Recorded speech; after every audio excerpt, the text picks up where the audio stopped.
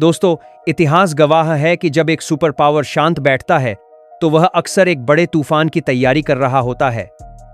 1991 में Soviet union के टूटने के बाद वॉशिंगटन डीसी में बैठे अमेरिकन पॉलिसी मेकर्स को लगा कि रूस अब खत्म हो चुका है। उन्हें लगा कि अब दुनिया में सिर्फ एक ही शेयर है, अमेरिका। लेकिन उन्होंने एक बहुत बड़ी गलती कर दी। पिछले 20 सालों में क्रेमलिन की बंद दीवारों के पीछे रूस ने चुपचाप इंजीनियरिंग और साइंस के ऐसे नमूने तैयार किए हैं जो साइंस फिक्शन लगते हैं। ये प्रोजेक्ट्स सामान्य टैंक या जेट नहीं हैं। ये वो मेगा प्रोजेक्ट्स हैं जिन्होंने वॉरफेयर के सारे नियम बदल दिए हैं। आज रूस के पास ऐसे वेपन्स और इंफ्रास्ट्रक्चर हैं जिनका कोई काउंटर अमेरिका के पास भी नहीं है। आज की इस वीडियो में हम रूस के उन डूम्सडे प्रोजेक्ट्स के अंदर जाएंगे जिनकी वजह से आज पेंटागन में इमरजेंसी मीटिंग्स बुलाई जा रही हैं। दिल थाम कर बैठिए, क्योंकि यह जानकारी आपके होश उड़ा देगी। Chapter 1, the unstoppable meteor, Avangard, Zircon, the hypersonic revolution. सबसे पहले बात करते हैं उस टेक्नोलॉजी की जिसने अमेरिका के multi billion dollar defence system को कबाड़ बना दिया है। कल्पना करिए एक ऐसी मिसाइल जो साउंड की स्पीड से 27 गुना तेज हो, यानी माच 27। हम बात कर रहे हैं अवांगार्ड हाइपरसोनिक ग्लाइड व्हीकल की। यह प्रोजेक्ट रूस का सबसे बड़ा मास्टर स्ट्रोक है।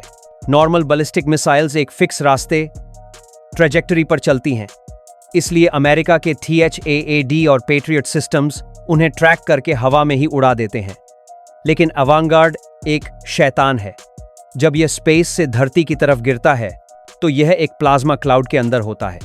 इसकी स्पीड इतनी तेज होती है कि मिसाइल के आगे की हवा आग बन जाती है, जिससे रेडियो वेव्स ब्लॉक हो जाती हैं।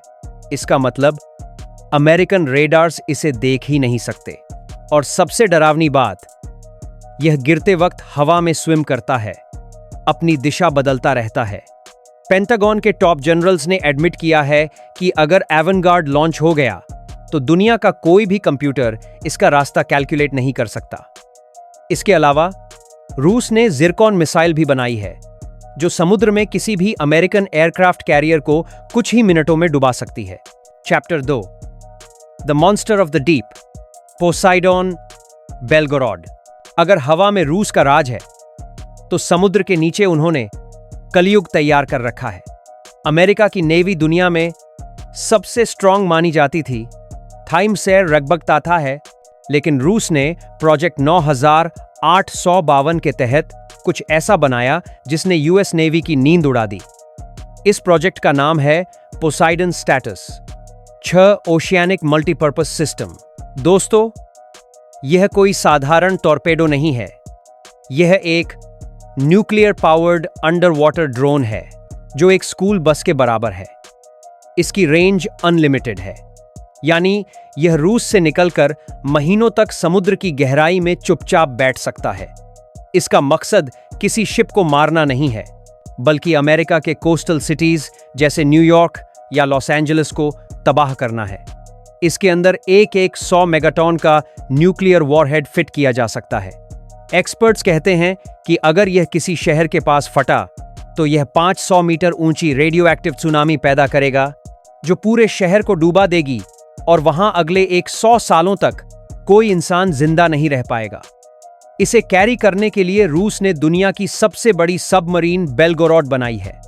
यह प्रोजेक्ट इतना सीक्रेट और खतरनाक है कि नेटो इसे द वेपन ऑफ क्रेस सान में आर्टवल अपोकलिप्स कहता है। Chapter 3, the invisible umbrella, S-500 Prometheus. हमला करने के अलावा रूस ने अपने आप को प्रोटेक्ट करने के लिए भी एक आयरन डोम से बड़ा प्रोजेक्ट बनाया है जिसका नाम है S-500 प्रोमीथियस। अमेरिका के पास F-35 और F-22 जैसे स्टेल्थ फाइटर जेट्स हैं जो रडार पर नहीं दिखते, और अमेरिका को इस पर बहुत घमंड था। लेकिन S-500 प्रोजेक्ट ने उस घमंड को तोड़ दिया।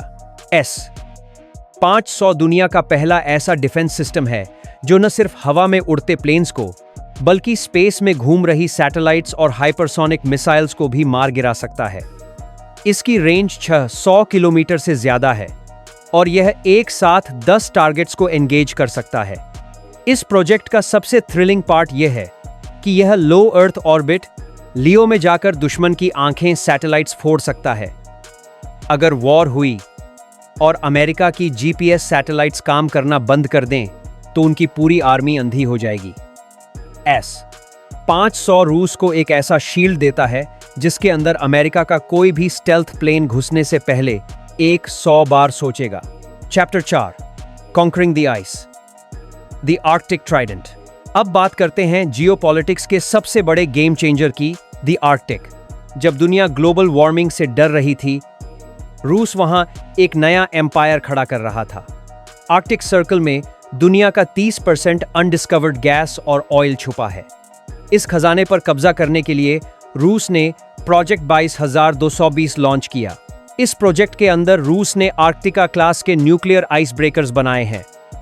ये जहाज इतने शक्तिशाली हैं कि ये 3-4 मीटर मोटी बर्फ की चट्टान को मक्खन की तरह काट देते हैं। जहां अमेरिका के आइस ब्रेकर्स पुराने और डीजल से चलने वाले हैं, रूस के पास न्यूक्लियर हार्ट वाले मॉन्स्टर्स हैं जो बिना रुके सालों तक चल सकते हैं। सिर्फ इतना ही नहीं, रूस ने आर्कटिक के सुनसान इलाकों में शैमरॉक बेसेस बनाए हैं। ये फ्यूचरिस्टिक मिलिट्री बेसेस हैं जो किसी साई-फाई मूवी के स्पेस स्टेशन जैसे दिखते हैं। यहां -50 डिग्री तापमान में भी रशियन सोल्जर्स और मिसाइलें 24/7 एक्टिव रहते हैं। इस प्रोजेक्ट ने रूस को फ्यूचर के एनर्जी सुपर पावर बनने की गारंटी दे दी है। Chapter 5 the space tug, Zeus, nuclear power in space. रूस अब जमीन और समुद्र के बाद स्पेस में न्यूक्लियर पावर ले जा रहा है। इस प्रोजेक्ट का नाम है TEM या ज़्यूस। यह एक न्यूक्लियर पावर्ड स्पेस टग है। आजकल के रॉकेट्स केमिकल फ्यूल यूज करते हैं जो जल्दी खत्म हो जाता है, लेकिन ज़्यूस एक छोटा न्यूक्लियर रिएक्टर लेकर स्पेस में जाएगा। इसका मतलब है कि यह हैवी कार्गो को लेकर मून या मार्स तक बहुत तेजी से जा सकता है। लेकिन डिफेंस एक्सपर्ट्स मानते हैं कि इसका यूज सिर्फ एक्सप्लोरेशन नहीं है। एक पावरफुल न्यूक्लियर सोर्स स्पेस में होने का मतलब है कि रूस हाई पावर लेजर्स या इलेक्ट्रॉनिक वॉरफेयर सिस्टम्स को स्पेस से ऑपरेट कर सकता है। अमेरिका ने कई बार चिंता जताई है कि रूस स्पेस को मिलिटराइज कर रहा है और ज़्यूस प्रोजेक्ट उसी दिशा में एक बड़ा कदम है। यह प्रोजेक्ट दिखाता है कि रूस की इंजीनियरिंग कैपेबिलिटीज आज भी वर्ल्ड क्लास हैं। आपको इनमें से कौन सा प्रोजेक्ट सबसे ज्यादा खतरनाक या थ्रिलिंग लगा? अपनी राय नीचे कमेंट करके जरूर बताएं। तब तक के लिए जय हिंद, जय भारत।